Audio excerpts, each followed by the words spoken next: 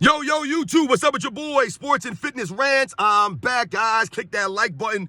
Subscribe to my channel. What's up, y'all? Welcome back, guys.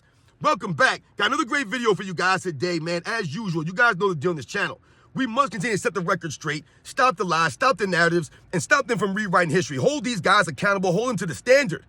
And in this video, man, I got some smoke for Nikola Jokic, man, and the Denver Nuggets, man. We got to have some smoke for Nikola Jokic. Because over the last several seasons, over the last, 2 or 3 years, Nikola Jokic's been riding high. He's been riding high, man. And I've heard nothing but good things about this guy. Everyone's pumping him up. I've heard people say all kinds of crazy things. Nikola Jokic is already a top 10 center all time, and Nikola Jokic is the greatest offensive center, or he's one of the greatest offensive players. All of these kinds of things. It's very hyperbolic with the players these days. In the media is very hyperbolic. Everything is over-exaggerated. And you've heard people talk about, oh, Nikola Jokic, the first player to lead the entire playoffs in points, rebounds, and assists. Once again, exposing this era of NBA, man. You name me the great assist man that Nikola Jokic was going against in the playoffs. Would Nikola Jokic have more assists in the playoffs if he was playing in John Stockton's era or Magic Johnson's era, Isaiah Thomas, some of the great assist men in the history of the NBA? No, he would not. Best thing about the rebounding is when Nikola Jokic be leading the playoffs in rebounds, if he was in the era with Wilt Chamberlain or Bill Russell or Hakeem Olajuwon or David Robinson or Patrick Ewing, like some of the other great rebounders, the Dikembe Mutombos, the Alonzo Mournings. No, I doubt it, man. And the scoring, once again, is Nikola Jokic leading the playoffs in scoring in an era with guys like Michael Jordan in it? No, he's not. He's not. So once again, what he did was impressive last season, very impressive, but when they promote him, they make it seem like what he did was untouchable in the history of the game. No one else has ever done this. Yes, because other players played in great eras that were balanced. They had great rebounders, great scorers, great assist men. So when we think about that, it exposes this era that Nikola Jokic has been dominating over the last 3 or 4 seasons now. This era is soft and weak. And what happened last night when Nikola Jokic and the Denver Nuggets, guys, it once again exposes this idea that we've all been talking about on this channel.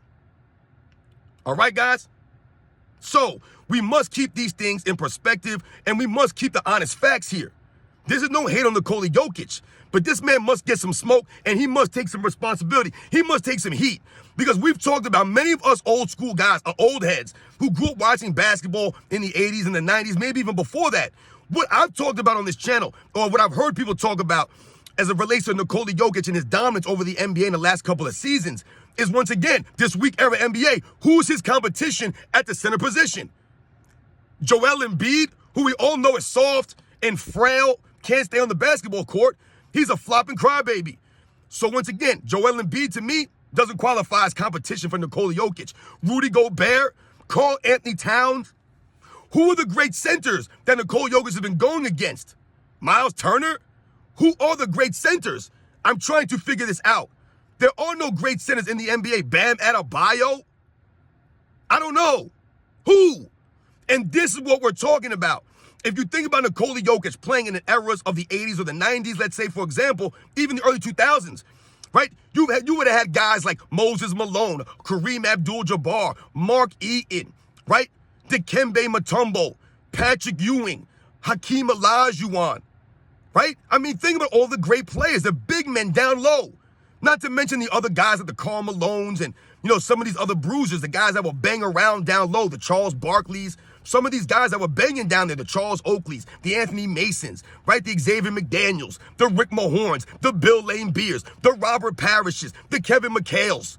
All these guys that played in the 80s and 90s, we think about the early 2000s. We think about guys like Kevin Garnett, the Ben Wallaces of the world, Shaquille O'Neals. Jokic would have been having to go against these guys daily. It would have been a lot different going against Karl Anthony Towns and Rudy Gobert, some of these other fools, Joel Embiid of this era.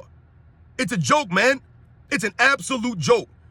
Even Anthony Davis in this era is soft and frail. We know that. He's inconsistent. So when we think about the Denver Nuggets, we think about Nikola Jokic, we think about what the Minnesota Timberwolves are doing. This is exposing these guys because the Minnesota Timberwolves are playing defense. They're playing defense. They're making the Nuggets work. They're making Nikola Jokic work, right? They're making him earn it. They're not letting him do whatever he wants out there in this lollygag soft NBA that he's exposed. So he looks greater than he really is. And this is why I've said in the past that Nikola Jokic, his success is kind of tainted because he's not going against the best. And this is why I say, gee, these guys don't understand why we can't compare this era to the past eras. This is part of the reason we've talked about this. The lack of competitiveness, the lack of heart, the grit, the toughness of these guys. These guys are load managing. They're ducking the games. And I'm not saying Nikola Jokic is doing that. But when you think about the overall NBA, how there's no more big men in the NBA, they've phased out big men. Everyone wants to stand out in the three-point line and shoot threes. The Robin Lopez's of the world, right? These guys want to stand out there, and chuck up threes. It ain't the same as the big guys that I grew up watching that were down low, banging, playing defense, making you earn it. They would have made Nikola Jokic earn it, man. I'm tired of people pumping Nikola Jokic into another realm because he plays in this weak, soft era. Remember, guys, we have to keep the same energy for everyone. They're all playing in this weak era. Until these guys decide to turn around and make a difference, Nikola Jokic has been exposed right now. They're down 2-0. And I'm not saying they can't come back and win this series. They could be sensational. And I'm not blaming Nikola Jokic for them being down 0-2. But what I'm saying is this highlights what we're always alluding to as it pertains to this era and the stats, the numbers that Nikola Jokic is putting up. The numbers don't mean anything, guys. Remember, the numbers in this era inflated. It's inflated. It's like the NFL. There are guys passing for 4,000 or 5,000 yards in the NFL now that would never sniff that yardage in the 80s or the 90s. They would never do that. Joe Montana didn't throw for this many yards. He's still greater than these guys, though. The stats are not the same. They're inflated in this NFL. In this NBA, the numbers are inflated. The points per game, the assist numbers. Remember, guys, they even count assists differently. Back in the day, you had to actually pass the ball and they had to immediately go into a shot for you to be credited with an assist. If you go back even further to the beginning of the NBA's existence, an assist was only counted if you passed the ball to someone going towards the rim. So, for example, I told you guys this before. If you were the point guard and you drove the lane back in the 50s and the 60s, right? You drove the lane and then you kicked it out to a shooter, right? Outside the paint. Let's say you drove into the paint, you kicked it out, right? To an open shooter. If he makes that shot, you do not get an assist for that because you threw the ball away from the rim, not towards the rim. So you would not get an assist for that. So these are the kinds of things that we have to remember back in the day. The assists were not counted the same. You had to actually pass the ball and had to immediately lead to a shot. Now, you can pass a ball to somebody. They can take 2-3 steps. They can even dribble the ball. And somehow they'll get a continuation. They'll get an assist for that. So once again, guys, this highlights and shows how the numbers are inflated in this era. Remember, there's no defense being played like that. It's soft. It's not as physical. So when we think about those things, what happens, guys? Think about it. What happens? This is when you have these guys put all these crazy numbers up.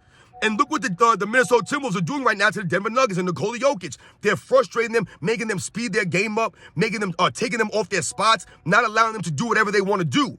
Playing that tough, hard-nosed defense. Playing old school NBA.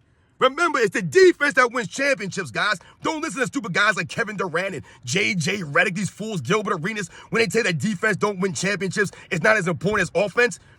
They held them to 80 points. The Denver Nuggets scored 80 points last night, guys. 80 points. But you're going to sit there and tell me defense don't win? People forget the Chicago Bulls. It wasn't Michael Jordan just outscoring everybody. It was the Chicago Bulls defense that held teams at the end of these games, that made teams have to work against them. It was the defense and Michael Jordan's ability to close games out. That's how the Bulls became successful. They weren't giving up 120 points a game, giving up all these easy shots. No, they played defense.